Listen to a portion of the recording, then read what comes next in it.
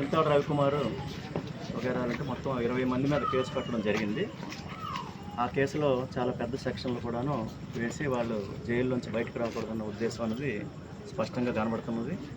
అయితే ఇది judicial first class magistrate ఆమ్దాల walls వారి ఇన్ఛార్జి శ్రీకాకుళం పీడిఎం గారు ఇన్ఛార్జిగా ఉన్నారు. వారు చాలా కూలంకషంగా పరిశీలించి ఈ పెద్ద సెక్షన్ ఉన్నవి ఇందులో అప్లై కావు, అటెంప్ట్ మర్డర్ కేసు కానీ లేకపోతే ఆర్గనైజ్డ్ క్రైమ్ కానీ ఈ అఫెన్సెస్ అనేవి అప్లై కావు అనేసి ఆయన రిమాండ్ రిపోర్ట్లో రాయడం జరిగింది. దాని మీద వాళ్ళకి ముద్దాయిలకి అనేది రిమాండ్ ఇవ్వడం జరిగింది.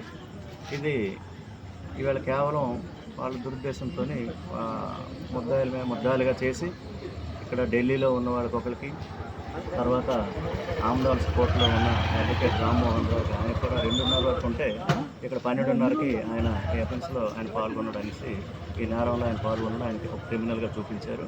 ఇవన్నీ కూడా భవిష్యత్తులోని విచారణలో తప్పకుండా తేలుతాయి. ఈ కేసు తప్పుడు కేసులు తేలుతుంది. ప్రస్తుతాన్ని చూడగానే ప్రేమాపేసి ఈ కేసు ఈ పెద్ద సెక్షన్లో అప్లై కావాలని కూడాను జడ్జి గారు రిమాండ్ రిపోర్ట్లో రాయడం జరిగింది. దానికి బెయిల్ కూడా అప్లై చేసాము.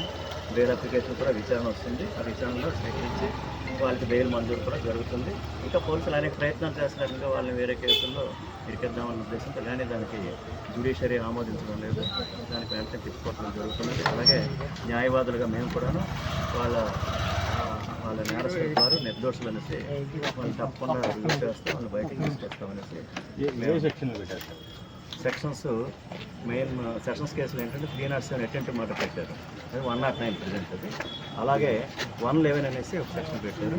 అది ఆర్గనైజ్డ్ క్రైమ్, అంటే అది చాలా పెద్ద నేరాలు. ఏంటంటే కంటిన్యూస్గా ఆడవాళ్ళని ఎక్స్పోర్ట్ చేయడం కానీ, లేకపోతే దొంగ నోట్లు తయారు చేయడం కానీ, లేకపోతే ఇలా డ్రగ్స్ కేసుల్లో కానీ, అలాంటి కేసుల్లోని అంటే కంటిన్యూస్గా ఒక 10 సంవత్సరాల్లో 2 సంవత్సరాలు శిక్ష పడి 3 సంవత్సరాలు తక్కువ లేకుండా శిక్ష పడినప్పుడు అందులోకి వచ్చిన వాళ్ళే తీసుకొని రావాలి.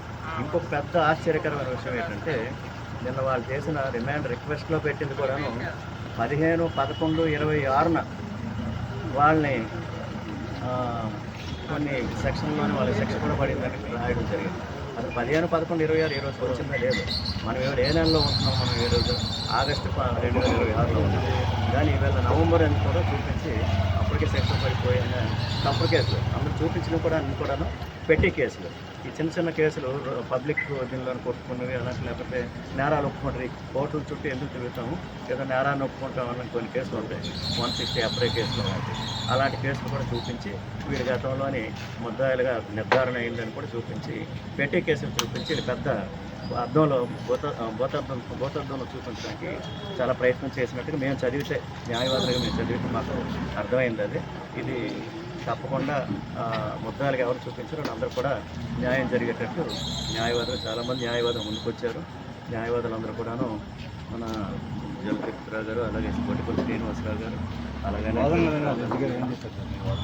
వాదనలు విన్న తర్వాతనే ఈ సెక్షన్ వర్తించవనేసి, పెద్ద సెక్షన్ వర్తించవు, ఇవి సెషన్స్ కేసు చేయగలిగిన కేసులు కావు, ఇవి 307 అటెంప్ట్ మర్డర్ కానీ లేకపోతే ఆర్గనైజ్డ్ క్రైమ్ కింద రావు, ఇవి మేజిస్ట్రేట్ పరిధిలోనే పరిశీలించవలసిన కేసుల కింద వస్తుంది తప్ప ఇది పెద్ద కేసుల కింద రాదు అనేసి ఆయన రిమాండ్ రిపోర్ట్లో జిల్లా కోర్టులో రాదు, సెషన్స్ కేసులో ఈ సెషన్స్ కేసులు వర్తించవు అని స్పష్టంగా ఆయన రిమాండ్ రిపోర్ట్లో రాయడం.